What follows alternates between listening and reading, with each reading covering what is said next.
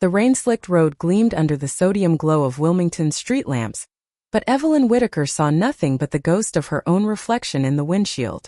Her fingers tightened on the steering wheel until her knuckles ached, the weight of the day pressing down like the low-hanging clouds that refused to break.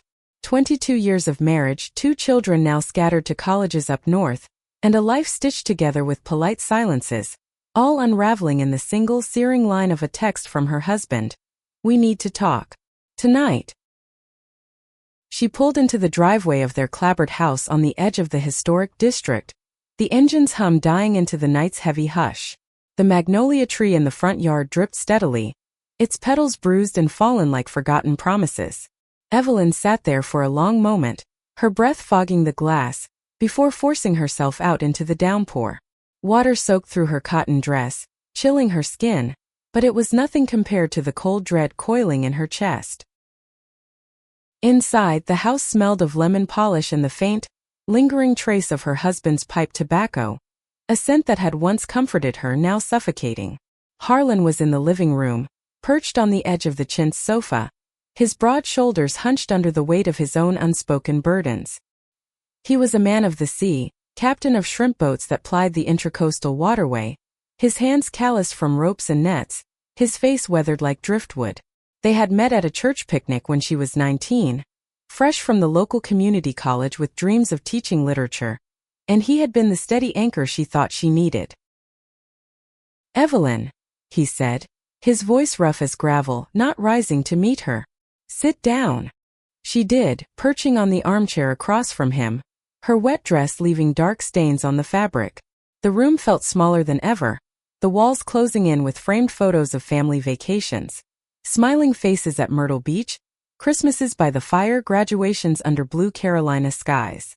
All lies, she thought, or at least half-truths, built on the foundation of her silence. "I've been seeing someone," Harlan confessed, his eyes fixed on the Persian rug. "For months now.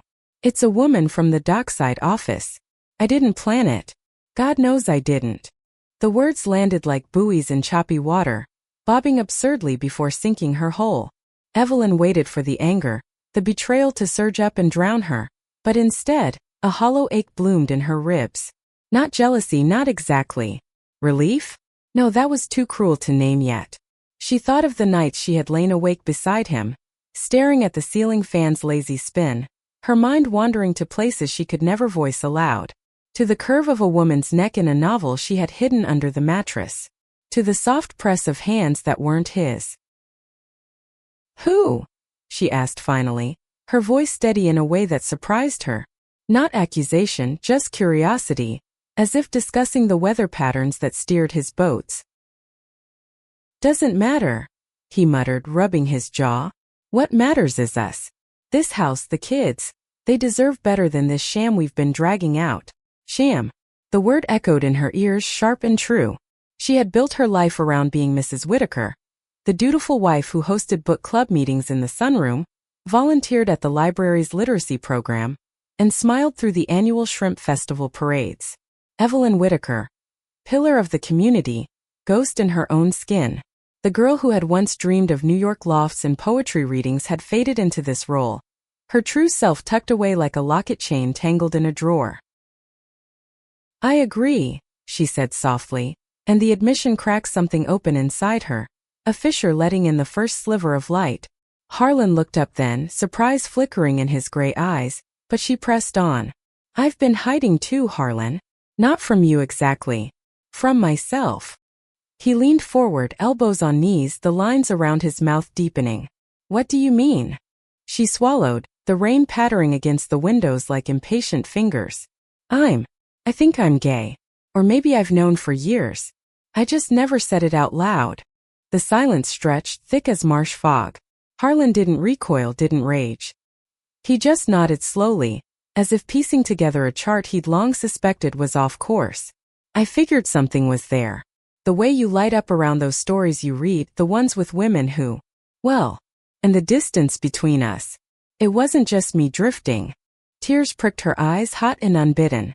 Not for the end of their marriage, but for the years stolen, the truths buried under layers of convention. In Wilmington, where the air hung heavy with Spanish moss and the echoes of old Southern graces, admitting this felt like shaking loose the roots of an ancient oak. What would the neighbors say? The church ladies with their iced tea gossip? Her children, off in Boston and Raleigh, building lives unscarred by their parents' quiet implosion? They talked late into the night, words tumbling out like untied knots. Harlan spoke of his own loneliness, the bottle that had become his companion on long hauls, the fleeting comfort he'd sought in arms that weren't hers. Evelyn shared fragments. The crush on her college roommate, hidden behind study sessions and shared cigarettes. The ache watching Cate Blanchett in Carol, a film she'd streamed in secret one rainy afternoon. By dawn the rain had cleared, leaving the world washed clean, and they agreed to separate. Amicably, for the sake of the life they'd shared. Papers would come later. For now it was enough to breathe. Evelyn rose as the first pink light filtered through the lace curtains, her body heavy with exhaustion but her mind strangely buoyant. She stepped onto the back porch, the wooden boards creaking under her bare feet, and watched the river stir awake. A heron lifted from the reeds, its wings slicing the air with graceful precision. For the first time in decades, she felt the pull of possibility. Not a storm but a current carrying her toward unknown shores. The weeks that followed blurred into a haze of logistics and quiet unraveling. Harlan moved into a small apartment above the harbormaster's office, his boat still calling him out before sunrise.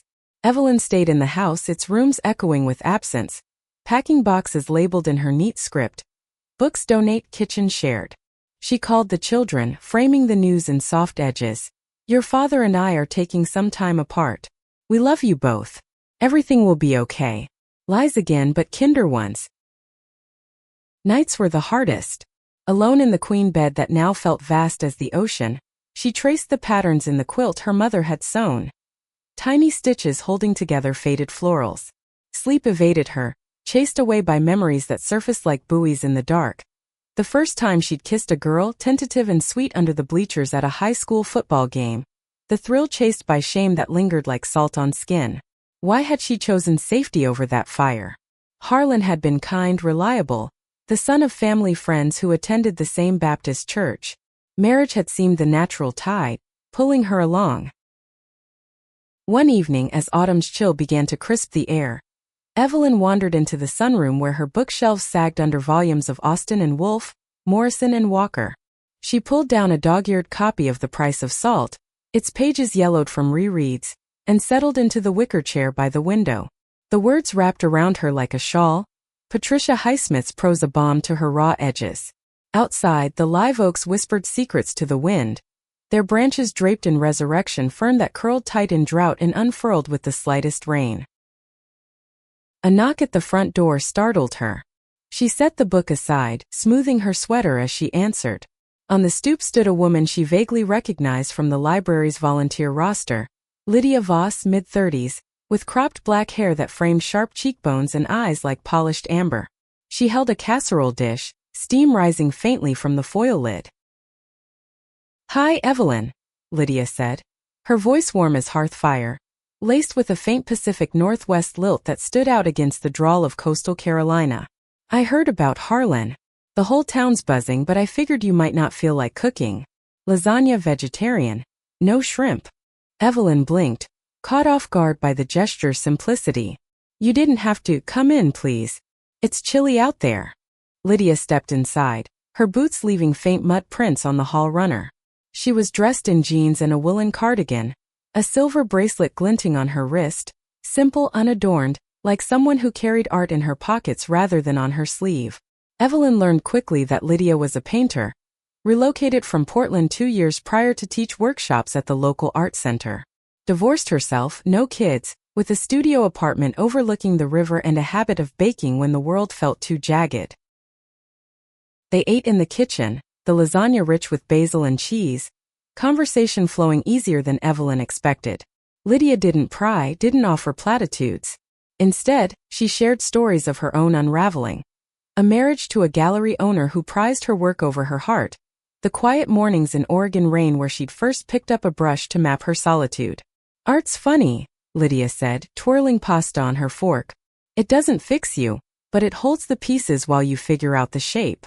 Evelyn laughed, a sound rusty from disuse, and for the first time in weeks, the house felt less like a tomb. As Lydia left, promising to check in, Evelyn watched her walk to her truck, the taillights fading into the dusk. A spark, small as a firefly, flickered in her chest. Not hope, not yet, but the memory of what it felt like to be seen. The fracture deepened in the quiet hours after Lydia's visit, when the house settled into its nocturnal creaks and Evelyn's mind refused the mercy of sleep. She wandered the rooms like a specter, fingers trailing over surfaces that held the imprint of lives unlived. The vanity where she'd applied lipstick for church suppers, the nursery converted to a guest room after the children left, its walls still painted with faded murals of sailboats and seagulls. Each touch unearthed a shard of regret, sharp enough to draw blood if she lingered too long. Harlan's absence was a void that echoed, but it was her own complicity that clawed deepest. She had chosen this cage, after all, bartered her authenticity for the illusion of belonging. In Wilmington, where family names carried the weight of generations and Sunday sermons wove morality into every conversation, coming out as anything other than the expected had seemed an impossibility. Her parents, gone now to a nursing home in Raleigh, had raised her on stories of endurance. Her father's war tales from Korea, her mother's quiet stewardship of the family farm before they sold it for the city's promise. "Fit in, Evelyn," her mother would say, pinning her hair for dances. "The world don't bend for dreamers." And so she had bent, folding her desires into the shape of duty. But now, with the marriage's scaffolding collapsed, the fall left her bruised and breathless. She drove to the beach one gray afternoon, the Cape Fear emptying into the Atlantic in a restless churn. Kure Beach stretched empty under a slate sky. The dunes humped like sleeping giants, their grasses whispering indictments. Evelyn kicked off her sandals and walked the Tittle-line, waves lapping at her ankles with cold insistence. The water pulled at her, urging confession. She thought of the women in her books, strong, unapologetic, their loves fierce against the world's grain. Why couldn't she be that? The question lodged in her throat, choking back sobs as she sank to the sand. Salt mingled with tears, blurring the horizon where sea met sky, and for the first time she allowed the full measure of her grief to spill, for the girl she'd silenced, for the years bartered away, for the love she might never claim. Back home, the phone rang as she toweled off, sand still gritty between her toes. It was June, her daughter, voice tight with worry from her apartment in Boston. "Mom," Dad called. "Are you okay? It's out of nowhere." Evelyn curled on the couch, phone pressed to her ear, the receiver cord twisting like veins. "It's not out of nowhere, sweetheart.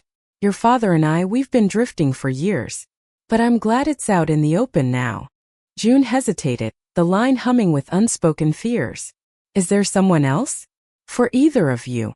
The question hung, innocent as a child's, but it sliced through Evelyn's defenses.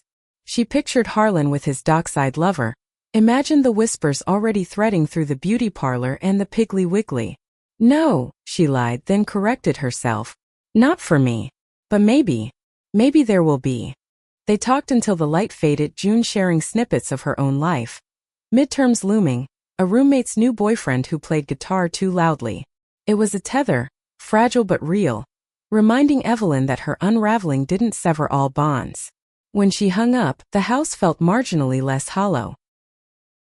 The next morning brought a package on the porch, a sketchpad and charcoals, wrapped in brown paper with Lydia's looping script, "For the stories you haven't told yet. L." Evelyn's fingers trembled as she unwrapped it, the gesture piercing the fog of her isolation. She hadn't drawn since high school, when art class had been her secret rebellion, pages filled with faces that mirrored her hidden longings. Now, with pencil in hand, she sat at the kitchen table and let lines emerge. The curve of a jaw, the fall of hair over a shoulder, eyes that held both storm and shelter.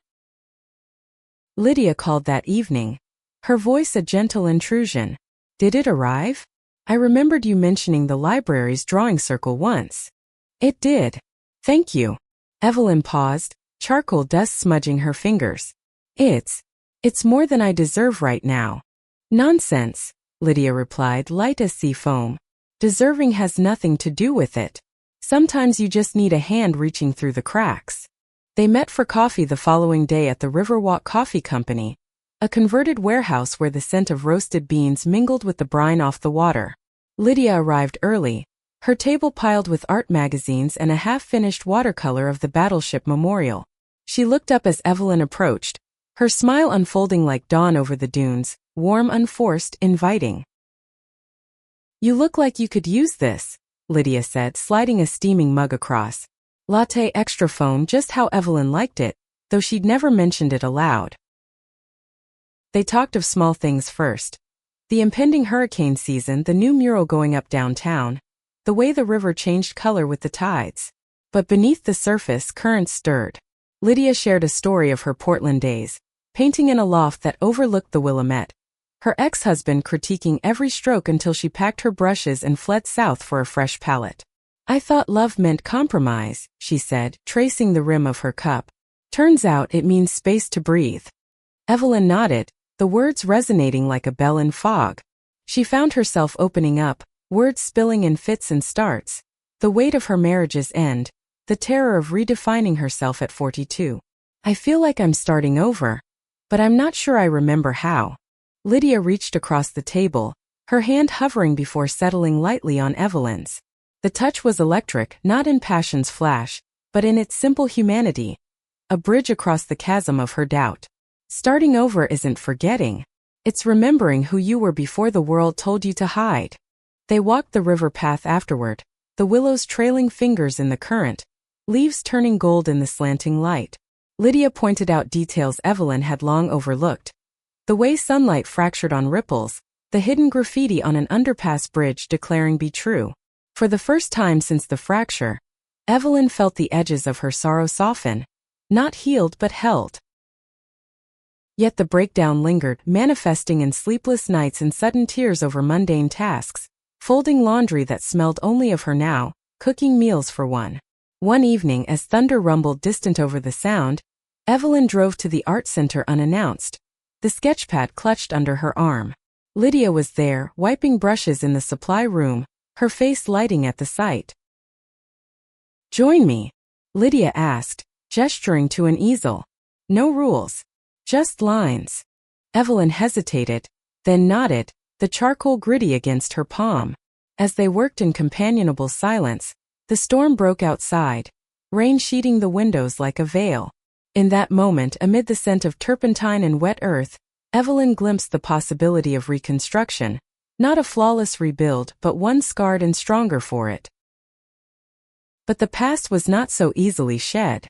A call from her mother that week brought it crashing back. "Evelyn Whitaker, what in heaven's name is this nonsense about divorce? The church prays for you, but folks are talking." The judgment in her mother's voice, frail but unyielding, reopened wounds Evelyn thought cauterized. She hung up trembling, the phone slipping from her hand, and curled into herself on the porch swing, rocking against the onslaught of shame. Lydia found her there the next day, drawn by instinct or perhaps a shared vulnerability. "Hey," she said softly, settling beside her without invitation. "Want to talk about it?" Evelyn shook her head, but the dam broke anyway. Stories pouring out of expectations unmet, of a youth bartered for approval, of the fear that loving a woman would shatter the fragile legacy she'd leave her children. Lydia listened, her presence a steady harbor, offering no fixes, only echoes of understanding. "My family cut me off when I came out," she admitted quietly. "Portland rain kept me company for a long time. But you? You're not alone in this tide." As the sun dipped low, painting the sky in bruised purples, Evelyn leaned her head on Lydia's shoulder, the contact tentative, profound. The breakdown had carved her hollow, but in its space something new stirred, a fragile bloom pushing through cracked soil. The air in Wilmington carried the first true bite of autumn, as Evelyn and Lydia's paths intertwined more deliberately, like vines seeking the sun. What began as chance coffees evolved into shared sunsets on the pier, where the fishing boats bobbed like lanterns against the darkening water. Lydia's world, vibrant with color and confession, pulled Evelyn from her shadows, offering not salvation but solidarity. They met at the art center twice weekly, easels side by side, the room alive with the hush of creation and the occasional burst of laughter that startled Evelyn into joy. One crisp Saturday, Lydia suggested a drive up the coast to Southport, the historic town where oaks arched over streets like cathedral vaults. "Clear your head," she said, tossing Evelyn a thermos of cider. "No expectations. Just the road." Evelyn agreed, the prospect thrilling in its simplicity. She packed a blanket in her sketchpad, the drive unfolding under a canopy of blue so pure it ached. The radio played soft folk tunes, Joni Mitchell's voice weaving tales of circles and rivers, and Lydia sang along in a husky alto, her hands loose on the wheel. They talked of everything and nothing. Lydia's dream of a solo exhibit, Evelyn's long-buried aspiration to write short stories for the local lit mag. "You have a voice," Lydia encouraged, glancing over with eyes that saw straight through. "Let it out. The page won't judge." In Southport they wandered the waterfront, the air sharp with salt and fried oysters from street vendors. Lydia bought them ice cream cones, vanilla for Evelyn, salted caramel for herself, and they sat on a bench facing the sound, legs brushing in unhurried rhythm. The encounter felt effortless, a gentle current rather than a flood, but beneath it pulsed an undercurrent Evelyn couldn't name. Lydia's laugh lines crinkled when she spoke of her canvases, her gestures animated, alive. Watching her, Evelyn felt a warmth unfurl in her chest, tentative as the first crocus after frost. "Tell me about her," Lydia said suddenly, licking caramel from her thumb. "The first one who made your heart stutter." Evelyn paused, cone dripping forgotten onto the paper. The question was a key turning in a long-locked door. "Her name was Clara. College roommate. We shared a dorm with posters of Monet and Kerouac. One night after too much cheap wine she kissed me. It was like breathing after holding it forever." She trailed off, the memory sweet sharp. "I pulled away. Said it was a mistake. We never spoke of it again." Lydia nodded, no pity in her gaze, only recognition. "Regret's a heavy anchor. But look at you now, drifting free." The words lingered as they drove back, the sky bruising to twilight. At Evelyn's door, Lydia hesitated, her hand on the truck's door. "Dinner tomorrow? My place. I'll make risotto, and we can talk more about Clara." "Or not." Evelyn smiled, the invitation settling like sunlight on water. "I'd like that." Lydia's apartment was a revelation. A third-floor walk-up above a bookstore, walls splashed with her paintings, abstract seascapes in blues and golds, figures emerging from mist like half-remembered dreams. The space smelled of sage and oil paint, books stacked haphazardly on every surface. She moved through it with easy grace, stirring arborio rice while jazz drifted from a vintage turntable, Miles Davis's trumpet a mournful counterpoint to the sizzle of onions. They ate by candlelight on a mismatched table, wine loosening tongues. Lydia shared her own first love. A sculptor named Reese in Seattle Art School. Their affair a whirlwind of clay-smeared nights until distance and doubt tore it apart. "She taught me desire isn't just fire. It's the ash that follows the rebuilding." Her voice softened, eyes meeting Evelyn's across the flame. "What about you? Beyond Clara, who haunts your sketches?" Evelyn set down her fork, heart quickening. "No one really. Or everyone. The women in books, in films. The way they claim space without apology." She hesitated, then added, "Until now, maybe." The admission hung between them, charged as the air before lightning. Lydia reached for her hand, thumb tracing a slow circle on Evelyn's palm. "You're claiming it, Evelyn. Right here." The kiss that followed was inevitable, soft as fog lifting, Lydia's lips warm and questioning. Evelyn leaned into it, hands rising to cup her face, the world narrowing to the taste of wine and the faint tremor in Lydia's breath. It was not a storm but a revelation, gentle, profound, the first true meeting of souls adrift. They parted slowly, foreheads touching, breaths mingling. "This scares me," Evelyn whispered, vulnerability raw as an open wound. "Me too," Lydia replied, honest and unadorned, "but fear's just the edge of brave." In the days that followed, their meeting rippled outward, coloring Evelyn's world in new hues. She volunteered less at the library, channeling energy into writing, vignettes of coastal women, fierce and flawed, submitted under her maiden name to a regional journal. Lydia's exhibit loomed, and Evelyn attended the opening at the Art Center.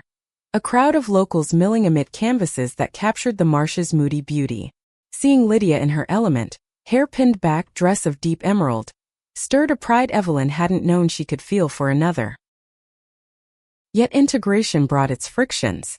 Harlan stopped by one afternoon, toolbox in hand to fix a leaky faucet, his presence a reminder of the life they'd shared. "Heard you're seeing that artist," he said neutrally, wrench turning with deliberate twists. "She seems good for you." Evelyn nodded, wiping suds from a glass. "She is. And you?" "With her." He shrugged, a ghost of a smile. "It's new. Messy. But honest." They shared a look then, two people untethered but not unkind, the past a bridge rather than a barrier. The children visited for Thanksgiving, June and Riley arriving with suitcases and skepticism. Evelyn hosted in the house, turkey roasting, Lydia invited as a friend to ease the waters. Over pie in the dining room with candles flickering against the lace tablecloth, Riley, earnest with his father's jaw, asked point-blank, "So Mom, is Lydia special?" Evelyn's pulse thrummed, forks pausing mid-air. Lydia squeezed her knee under the table, a silent anchor. "Yes," she said, voice steady. "She is." June's eyes welled, but she reached across to hug her. "We just want you happy, Mom." "Really?" The acceptance, tentative as it was, unlocked something in Evelyn. A door swinging wide to let in light. That night, as snow dusted the oaks improbably for Carolina, she and Lydia walked the neighborhood, arms linked, the world hushed and holding its breath. Their connection deepened in stolen moments. Mornings with coffee on Lydia's balcony, watching gulls wheel over the river, evenings sketching each other by lamplight, lines capturing not just form but essence. Lydia's touch grew familiar, fingers in hair, palms on backs. Each contact a affirmation of worth. Evelyn, in turn, brought Lydia to the family farm's remnants, now a parkland preserve, where they picnicked amid wild azaleas, sharing dreams of travel. A road trip to the Smokies perhaps, or a winter in Charleston. But meeting bred its own vulnerabilities. One night, after a gallery talk where locals eyed them with veiled curiosity, Evelyn confessed her fears over takeout Thai. "What if this costs me everything? Friends, community, the parts of me that still fit?" Lydia set down her chopsticks, face softening. "It might. But what if it gives you more? You, Evelyn, the whole of you." The words were a compass, guiding her through the fog of doubt. As winter edged in, their bond solidified, not in grand gestures, but in the quiet poetry of presence. Lydia leaving notes in Evelyn's coat pocket, thinking of your smile. Evelyn baking Lydia's favorite cornbread, golden and warm. In the hush of December, with holiday lights twinkling along the riverfront, Evelyn realized this encounter was no mere balm. It was the beginning of becoming. Understanding bloomed slowly in the marrow of their days, like roots seeking water through clay. Evelyn and Lydia navigated the terrain of new love with the caution of cartographers, mapping boundaries and desires with whispered conversations over dawn coffees and midnight confessions. Lydia's studio became a sanctuary, its north-facing windows framing the river's ceaseless flow, where Evelyn learned the language of vulnerability, not through grand revelations, but in the shared silence of creation. One February morning, as frost etched filigree on the panes, Lydia unrolled a canvas she'd been hiding. Evelyn's face, rendered in sweeping strokes of ochre and indigo, eyes alive with the sea's depth.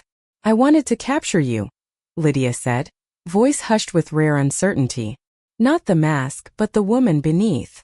Evelyn traced the brushwork, tears blurring the pigments. "It's more than I see in the mirror." She turned, pulling Lydia close, their embrace a dialogue of bodies speaking truths words couldn't touch. In that hold, Evelyn began to forgive herself, not all at once but in increments, for the silences that had shaped her, for the love deferred like a letter never posted. Forgiveness extended outward, tentative tendrils reaching toward Harlan. They met for lunch at a harborside cafe, the air thick with the tang of low tide and diesel. Harlan looked lighter, his laugh lines less etched, a new scarf, knitted perhaps by his lover, around his neck. "The boat's running smooth," he said, forking crab salad. "And me? Better than in years." Evelyn stirred her chowder, steam rising like exhaled regrets. "I'm glad. Truly." She paused, the words gathering like clouds. "I owe you an apology for not being honest sooner." For letting us both pretend. He waved it off, but his eyes softened. We were young, Ev. Thought steady was the same as true. No blame left here. They parted with a hug that lingered, awkward but genuine. A closing of one chapter without bitterness. The children's understanding deepened too. June visited in spring. Her spring break a whirlwind of walks along the beach and late-night talks on the porch. I read your story in that magazine, she said one evening, passing a dog-eared printout. Evelyn's piece, Tides of Unspoken. A tale of a woman reclaiming her voice amid the waves. It's beautiful, Mom. Like you. Riley called from Raleigh, his engineering internship demanding but his tone warm. Lydia sent me a painting, said it reminded her of our old fort in the backyard. Tell her thanks. The gestures wove a new family tapestry, threads of acceptance binding old wounds. Yet forgiveness demanded confrontation with deeper shadows. Evelyn's mother, in her assisted living haze, grew frilier, her calls laced with confusion and clinging to old scripts. One humid afternoon, Evelyn drove to Raleigh, the highway unspooling like a lifeline. The facility smelled of antiseptic and overbrewed tea, her mother frail in a wheelchair by the window, gazing at a courtyard of clipped roses. Mama, Evelyn said, kneeling to meet her eyes faded blue like her own. I need to tell you something. About me. About why the marriage ended. Her mother frowned, fingers twisting a handkerchief. Divorce is sin, child. But you're my Evelyn, strong as the river. Tears welled as Evelyn spoke, voice cracking on the edges. Her love for women, the years hidden, the joy now blooming with Lydia. Expecting rebuke, she braced, but her mother reached out, hand trembling on Evelyn's cheek. I knew you carried a weight, darlin'. Wish I'd asked sooner. Love's love in the end. God's got room for it all. The absolution, whispered from lips lined with time, cracked Evelyn open. Driving home, windows down to let in the pine-scented wind, she wept for the mother she'd misjudged, the grace unearthed in frailty. Lydia waited with open arms, sensing the shift without words. That night they drove to the family farm preserve, now lush with dogwoods in bloom, petals scattering like confetti. They spread a quilt under an ancient live oak, its branches a canopy of quiet witness. Today, Evelyn said, head in Lydia's lap, I forgave her. And me. Lydia's fingers combed through her hair, gentle as rain. That's the hardest, Grace. You wear it well. Their understanding deepened in shared rituals. Weekend markets where Lydia haggled over fresh figs and Evelyn selected heirloom tomatoes, their baskets bumping like playful elbows. Evenings reading poetry aloud, rich and lured, from mismatched armchairs, voices blending in the lamplight. Lydia taught Evelyn to mix paints, colors bleeding on a palette like emotions long suppressed. See? Red for the hurt, blue for the healing. Together they make something alive.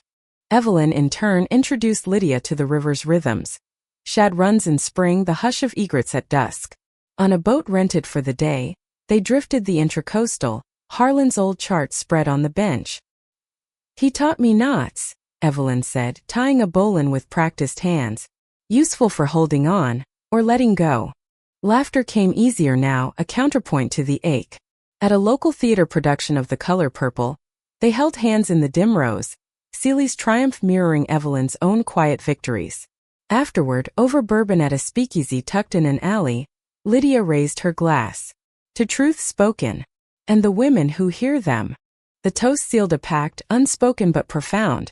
Understanding as the soil for forgiveness, each forgiving the other's scars as their own. When doubts crept in, whispers from church acquaintances, a sidelong glance at the grocery, Lydia met them with humor or heat, her protectiveness a shield Evelyn leaned into without shame.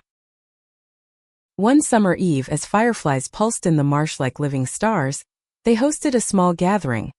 Harlan and his partner, June with her girlfriend, Riley and a date from work. The backyard glowed with string lights, laughter mingling with cicada song. Evelyn watched from the porch, Lydia's arm around her waist, the scene a mosaic of mended pieces. Forgiveness wasn't erasure, she realized. It was the art of living amid the cracks, light seeping through. In the quiet after guests left, as they cleared plates under the moon's silver gaze, Evelyn turned to Lydia. You spoke my truth first. That night with the sketchpad. You saw me when I couldn't. Lydia smiled, drawing her close. And you gave me the courage to keep seeing. Their kiss tasted of forgiveness, of self, of others, a vow etched in the humid night.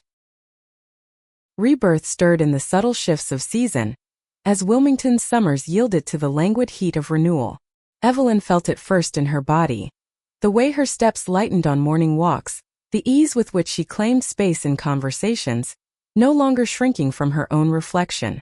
Lydia's presence was the catalyst, not a crutch but a mirror reflecting the woman Evelyn had always been, vibrant, resilient, deserving of dawn.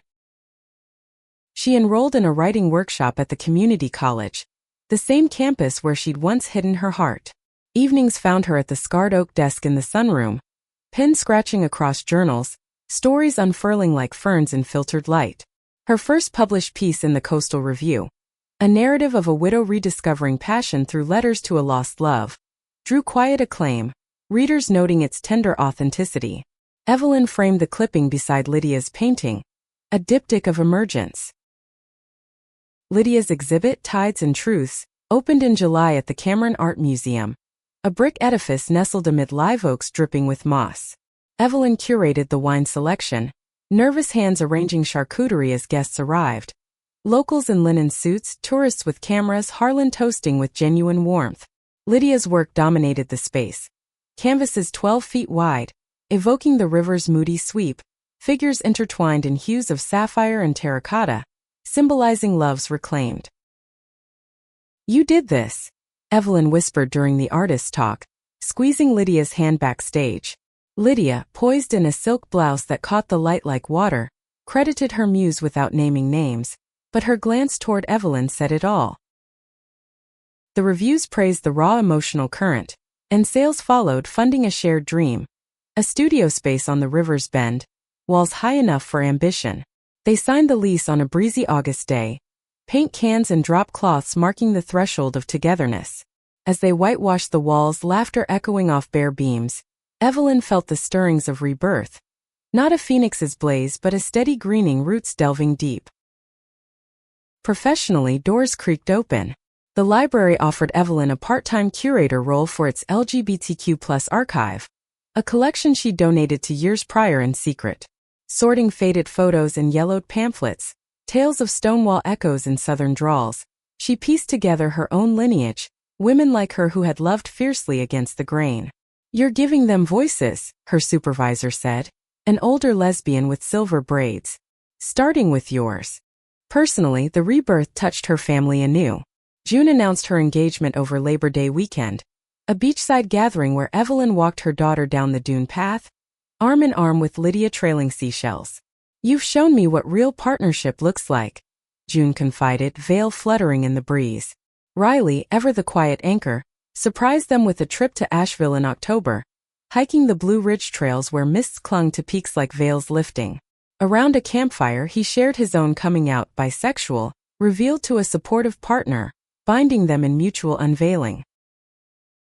Harlan's integration was gentler, marked by shared suppers where his partner, a soft-spoken accountant named Tessa, blended into the fold with stories of birdwatching and baking.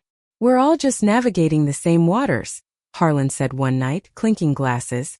The forgiveness have flowered into alliance, a co-parenting ease that freed Evelyn to soar. With Lydia, rebirth manifested in intimate evolutions. Mornings tangled in sheets that smelled of lavender and salt, bodies mapping each other with reverent touches. Afternoons sailing the Sound, wind filling sails as hands intertwined on the tiller. They traveled to Portland for a week, Lydia's old haunts a bridge to her past. Rain-slick streets, galleries humming with memory. Evelyn stood in the loft where Lydia had first broken free, feeling the echo of her own liberation. Challenges arose as rebirth demands tempering. A church elder confronted Evelyn at the market, Bible verse sharp as a hook. The Lord abhors abomination. The word stung, reopening old fissures, but Lydia's response, calm, unyielding, steeled her. Hate's their burden, not ours, she said later, over chamomile tea. You've earned your peace. Evelyn channeled the discord into writing, a chapbook titled River's Reckoning, poems of emergence that Lydia illustrated with delicate line drawings. Self-published at a local press, it sold modestly but resonated. Readings drawing women with stories mirroring her own, hidden loves unearthed in midlife, families fractured then mended. Physically, she shed the husk of her former self. Hair cut to a bob that framed her face with newfound boldness, closets culled of dowdy dresses for flowing skirts and boots that clicked with confidence. Yoga classes on the beach taught her breath as ally, poses grounding her in the sand's embrace. Lydia joined sporadically, their mats side by side, laughter bubbling when downward dog devolved into shared collapse. Spiritually, rebirth touched the unseen. Evelyn returned to the Baptist church not as supplicant, but seeker, finding a progressive study group where questions were welcomed, not quashed. Prayers shifted from pleas for conformity to gratitude for authenticity. The river's flow a metaphor for grace unending. One equinox eve, as the veil between seasons thinned, they scattered her mother's ashes, released at her request, into the Cape Fear from a rented pontoon. The water accepted them with a ripple, her mother's final words echoing, "Love's love." Evelyn scattered wildflower seeds after, a promise of growth from loss. Back on shore, Lydia drew her into a dance under the stars. No music but the waves' hush. "You're blooming," she murmured cheek to cheek. Evelyn, heart full as the tide, replied, "Because you watered the seeds." Rebirth was no endpoint, but a horizon ever receding, inviting pursuit. In Lydia's arms, Evelyn ran toward it, whole and wondrous. Light broke fully in the hush of an ordinary dawn, as if the world itself conspired to illuminate the path ahead. Evelyn woke to the river's murmur filtering through open windows, Lydia's form a warm curve beside her in the new bed they'd chosen, simple oak, carved with waves at the headboard. The studio home, their shared haven, hummed with morning's promise.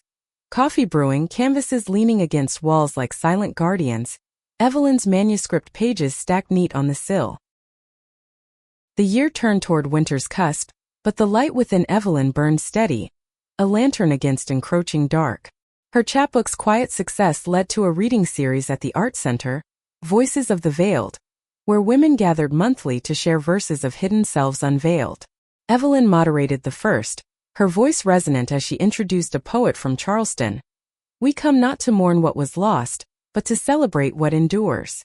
Lydia's presence anchored her through it all, their partnership a quiet symphony, discordant notes of disagreement resolved in honest cadence, harmonies of support swelling in triumphs small and grand. They planned a spring wedding, not lavish but luminous. Barefoot on the beach at dusk, vows exchanged under a driftwood arch, family and chosen kin witnesses to their union. Harlan walked Evelyn down the aisle of scattered petals, his eyes misting as he placed her hand in Lydia's. "You deserve this light, Ev," he whispered, Tessa nodding beside him, their own commitment ring glinting. June officiated, her words weaving family lore with fresh blessings, while Riley captured it all on a vintage camera, flashes like fireflies in the gloaming. The ceremony ended with toasts around a bonfire, sparks ascending like prayers, stories swapped until stars wheeled overhead. Evelyn and Lydia slipped away hand in hand, toes sinking in cool sand, the ocean's lullaby their recessional. Post-vows, life unfolded in radiant layers. Evelyn's writing bloomed into a novel in progress, Salt and Silence, a semi-autobiographical tale of midlife awakening in the South's embrace. Agents nibbled, one from New York offering representation with effusive notes. "Your prose sings with the authenticity of lived grace." Lydia illustrated the cover concept, a woman's silhouette against a horizon of gold and blue, sealing the collaboration that defined them.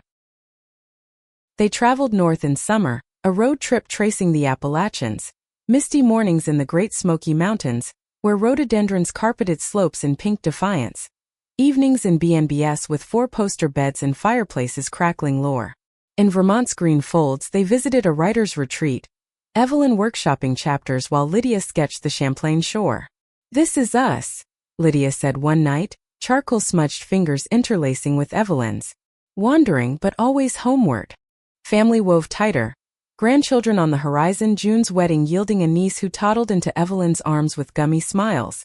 Riley's partner proposing under the same dunes, a cycle of light perpetuating. Holidays shifted to inclusive gatherings. Passover seders blended with low-country boils, faiths and flavors mingling without fracture.